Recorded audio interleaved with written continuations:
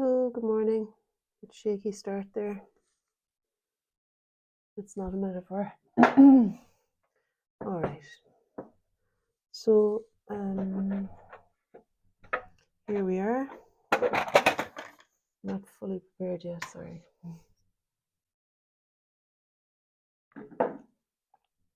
I seem to go for this brush mostly at the moment, the middle-sized one.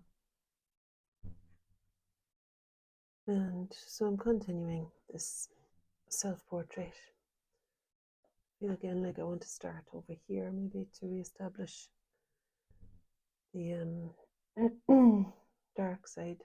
It's interesting. The shadow of the iPad is casting a bit of a shadow on my face. I think it's okay if I put it there, it's better. Okay.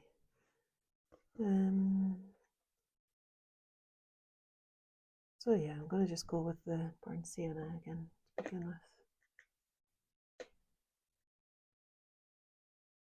I didn't wet the palette this morning, so it's taking a little bit longer to agitate the color enough to get the pigment I want.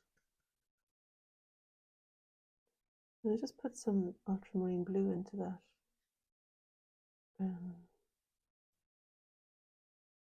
Put some ultramarine blue into the burnt sienna.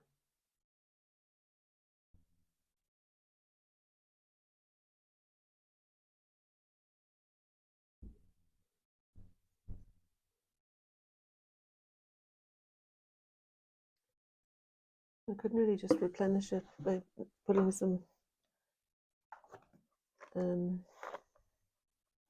fresh from the tube burnt sienna and ultramarine blue out, so that I'm not spending a lot of time lifting up the colour. And tomorrow I'll remember to run it under the tap before I start painting.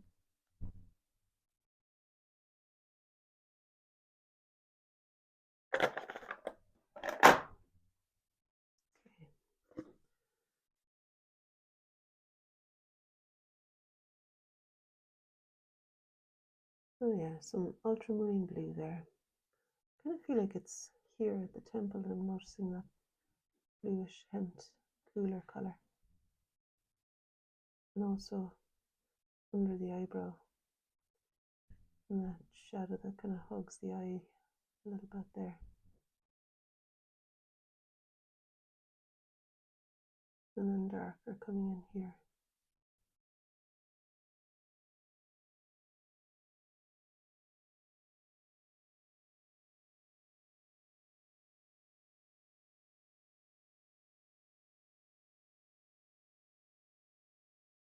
Trying to consider size of parts in relationship to each other, and whether there are some changes to be made, gradual, small, almost imperceptible things in each part, each feature. I find as I go through the painting that sometimes that's what happens. There's a gradual recognizing and then a gradual shifting of things, just sometimes minutely and sometimes a fairly big statement.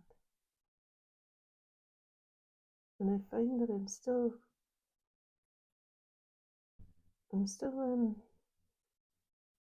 drawn to the finding marks. I don't feel like there's an issue with having had all the evidence underneath of the locating things. In fact, I like it. I think that's why I like this way of working, where you don't settle everything in advance, but find it as you go, you know. Maybe lift you up just a little bit there.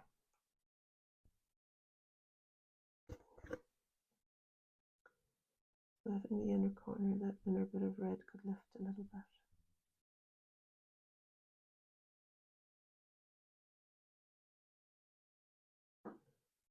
Okay, go back to the bigger brush.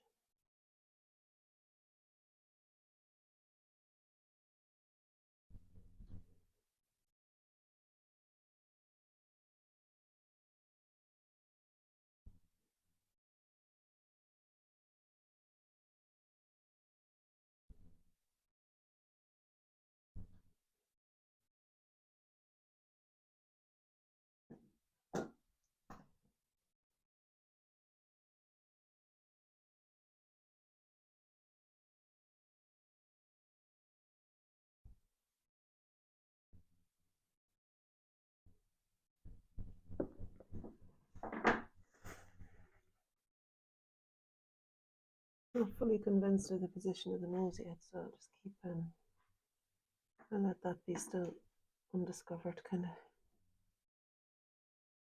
Alright, so I'll keep going with the ultramarine blue and the burnt sienna. I feel like with this portrait, it's a methodical kind of rhythmic routine I've got myself into with it, where I'm almost not thinking about the actual painting at all, but more about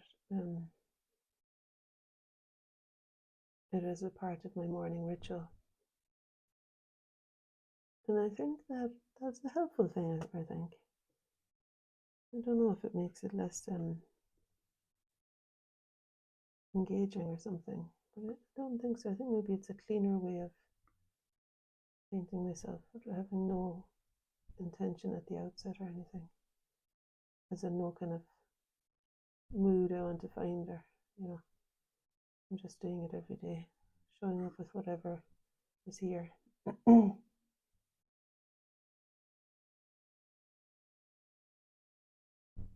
And I guess it comes up as I paint myself. The aging process is like close by, because I painted myself so many years that it kind of naturally make me consider, mortality and all of that stuff. But it's not like that's a lingering thought either.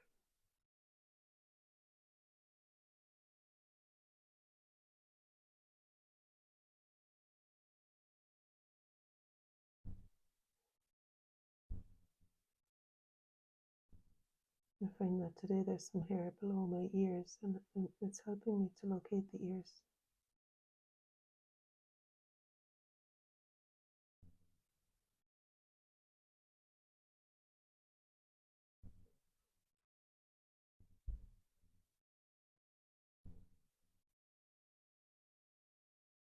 And I am wearing the same green cardigan that I had on yesterday, funny enough, because I found it on the couch and it was cold, rather than by any design.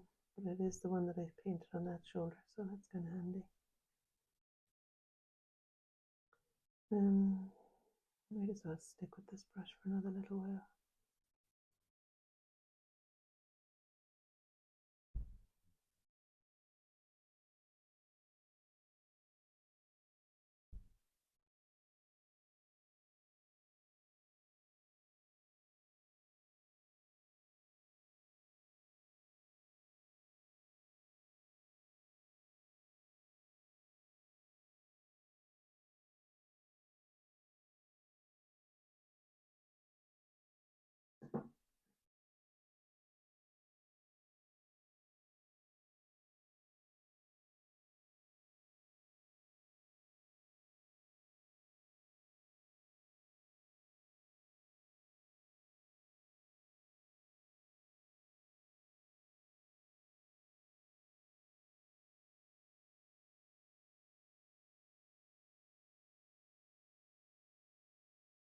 Putting a bit of cerulean blue into it now.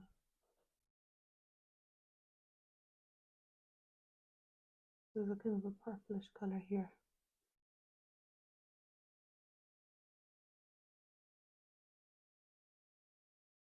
Maybe it's also featuring here color. And then I'm going to use some Opera Rose because I want to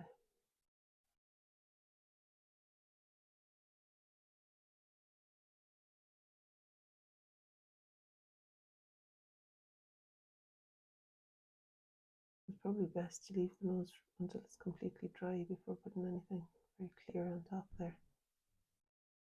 So I'll just move somewhere else and forget about it.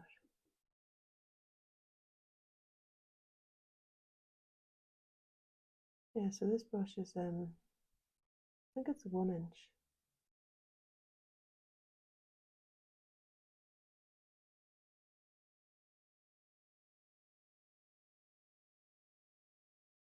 A bit of orange on it.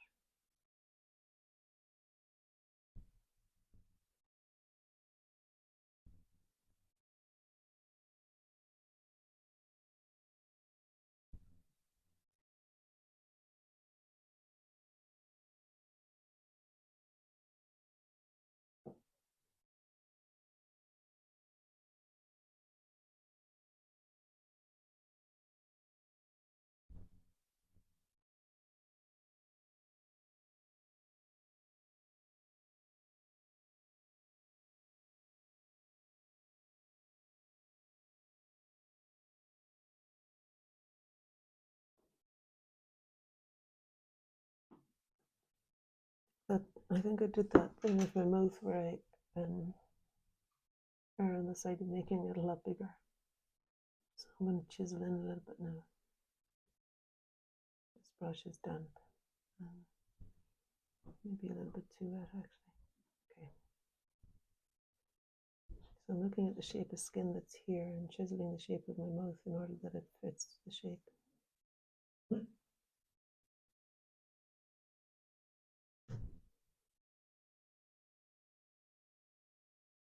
I'm chiseling the shape of other parts as well, obviously, around in order to make that shape feel convincing. So there's some glitter and crimson here, I think. And here.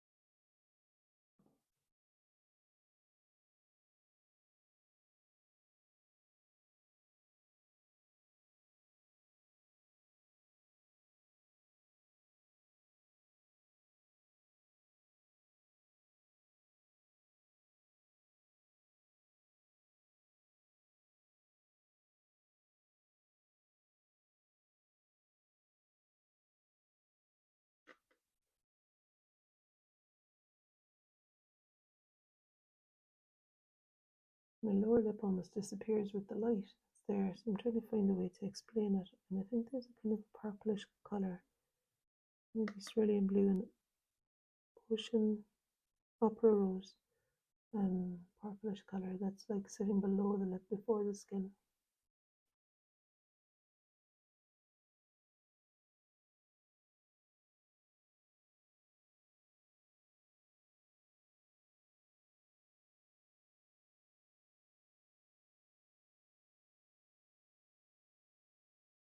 Before the skin changes to skin colour, you know, to the colour that I'm seeing in my skin. It's more like a lip kind of lip colour, I think.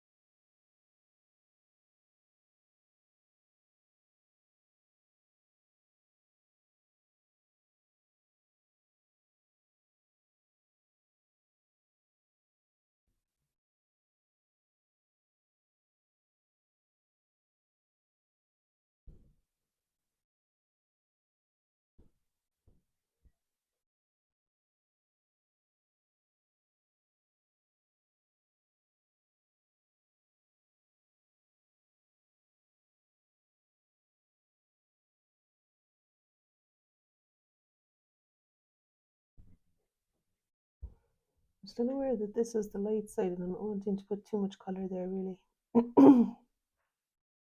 And also it helps to keep going back and assessing the other side and if it needs to be deepened in tone.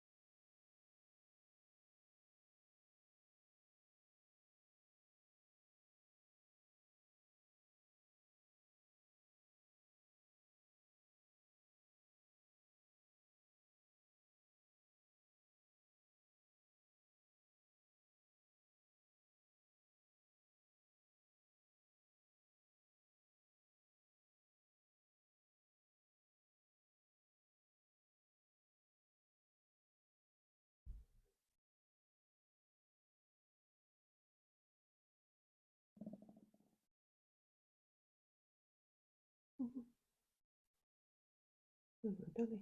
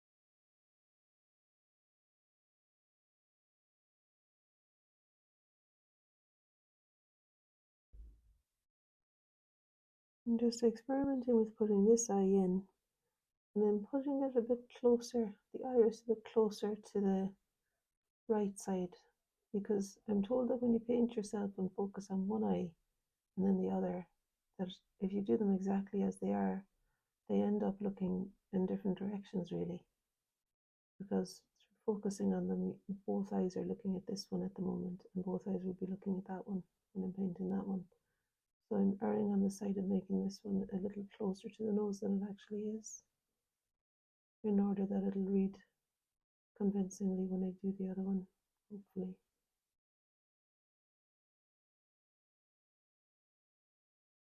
It's a tricky kind of a thing to do for somebody who's so kind of keen to observe. I really love to find as faithfully as I can what's actually here. And it feels like that's always felt like enough, more than enough, except when it comes to painting the eyes, and they can end up looking a little bit strange. It was actually in one of the last portraits I did for the Artist and Illustrator magazine. Somebody commented on my article, I think, or I don't know where I saw this comment, but you know how things stay with you that are in any way, the 1% that feels a little bit negative or slight criticism, And what the person said was, I wonder why Anya doesn't know about that rule of the eyes when you're painting a self-portrait, and that you don't, because there was a self-portrait, you could look it up, that was on the cover of the Artist and Illustrator magazine, maybe, it might be even close to 12 years ago. I don't know if it's that long. Anyway, some time ago. I did the same as this, a self-portrait, step by step in watercolor. And they put the image on the front cover. And somebody said how, I wonder why she doesn't know about that rule that you don't look at your eyes, because the person obviously thought that my eyes were going skew ways, as my mum would say. That they were going in opposite directions. Well, I'm focusing a lot on this eye, aren't I? Which I normally would advise against, but I'm kind of enjoying it, so I'm going to keep at it. There's a little ledge of light. I always talk about this, that's on the upper surface of the lower lid. And I like to try and identify that by painting the shadow below it. And then of course the iris above it will identify the top edge of that ledge of light that sits on the upper surface of the lower lid. It usually sits on the upper, there's usually light there. You can say anything is nothing is a given. It's all important. It's important always to look and believe your eyes.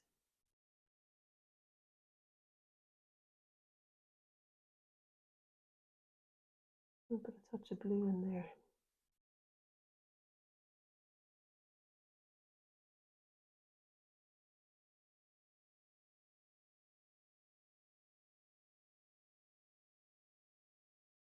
And maybe when I see it in the mirror later, I'll be like, oh, I need to relocate that eye. I may need to move it to the left a bit. But for now, I want to fill in all the areas that aren't white. And that's pretty much all of the white of the eye. The white of the eye isn't actually white. I don't think it's green either, but there's something going on there. And there is just a tiny sliver of light where the shine of the window is reflecting, the light of the sun is reflecting on my bottom of the white of my eye, and the catch light in the iris, and a little bit over here too. So I can leave a sliver of light. Oh, I think that's after the lilies shower. Right, sorry, I'm gonna go. Bye.